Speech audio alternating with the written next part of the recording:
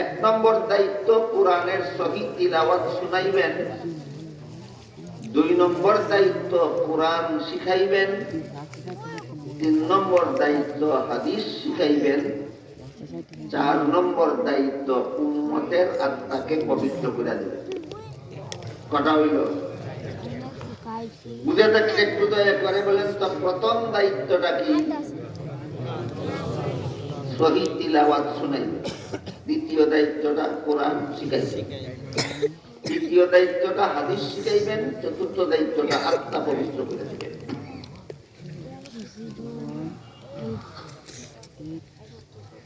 কোরআনের সহিহ তিলাওয়াত যারা জানেন তারাই বুঝেন সহিহ তিলাওয়াত কাকে বলে। যারা কোনো উস্তাদের কাছে কোরআনের সহিহ তিলাওয়াত শিখেন না, তারা বুঝারও উপায় নাই যে একজনের তিলাওয়াত করলে এটা সহিহ করলো না গলত। যিনি শুধু কোনো উস্তাদের কাছে কোরআনের সহিহ তিলাওয়াত শিখবেন, তিনি আরেকজনের তিলাওয়াত করলে বলতে পারবেন তিলাওয়াতটা শুদ্ধ না। যিনি সহিহ তিলাওয়াত শিখবেন না, তিনি কারো তিলাওয়াত শুদ্ধ না ভুল কিছুই বুঝতে পারবেন না, বলতে পারবেন। তাইলে কোরআনের সহিহ তিলাওয়াতটাও নিজে নিজে পারা যায় না, উস্তাদের কাছে শিখতে হবে। তিলাওয়াতটাই যদি উস্তাদের কাছে শিখতে হয়, তাহলে কোরআনের অর্থ নিজে নিজে পারা যাবে না, অর্থ উস্তাদের কাছে শিখতে হবে। এই কোরআনের ব্যাখ্যা হইল রাসূলের লক্ষ লক্ষ হাদিস, সেইগুলিও উস্তাদের কাছে শিখতে হবে। এবং আত্মা পবিত্রকরণটাও উস্তাদের মাধ্যমেই সমাধা করতে হবে। এই 4 দায়িত্বের প্রত্যেকটাই উস্তাদের মাধ্যমে অর্জন হয়, নিজে নিজে অর্জন করা যায়। নিজে নিজে কোরআনের সহিহ তিলাওয়াত জানা যায় না, নিজে নিজে কোরআন শিখা যায় না, নিজে নিজে হাদিস শিখা যায় না, নিজে নিজে নিজের অপবিত্র আত্মাকে পবিত্র করা যায় না।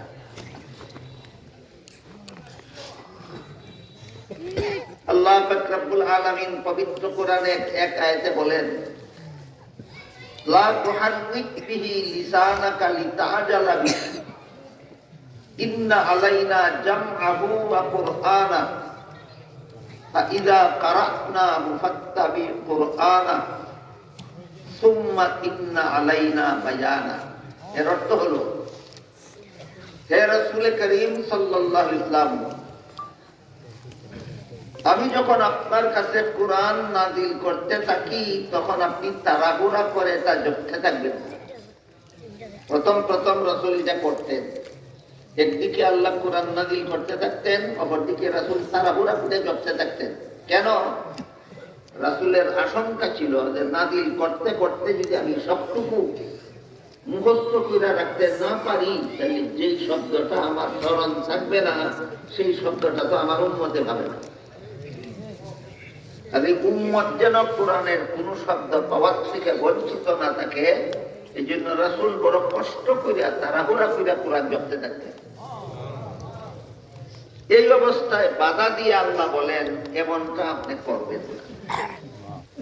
আপনি কোরআন জপে মুখস্থ করতে হবে। আমি আল্লাহ নিজ দায়িত্বে আপনার কাছে কোরআন নাযিল করি, কোরআন আমি আল্লাহ নিজ দায়িত্বেই আপনাকে স্মরণ রাখে। তাতে আমি নাযিল করি সময় শুধু গভীর মনোযোগে লক্ষ্য করবেন। এরপরে আল্লাহ বলেন, সুম্মা ইন্না আলাইনা বায়ানা, অতঃপর এই কোরআনের ব্যাখ্যাও আমি আল্লাহ আপনাকে শিখাবো। যেভাবে আল্লাহ নবীর কাছে কোরআন নাযিল করছেন, আল্লাহ নিজ দায়িত্বে নবীকে কোরআন স্মরণ রাখাইয়া দিয়েছেন, আল্লাহ নিজে উস্তাদ হইয়া নবীকে কোরআন শিক্ষা দিয়েছেন। কাজে আজকের থেকে আমরা মনে রাখি, গোটা উম্মতের উস্তাদ হলেন নবী, আর নবীর উস্তাদ হইলেন স্বয়ং আল্লাহ।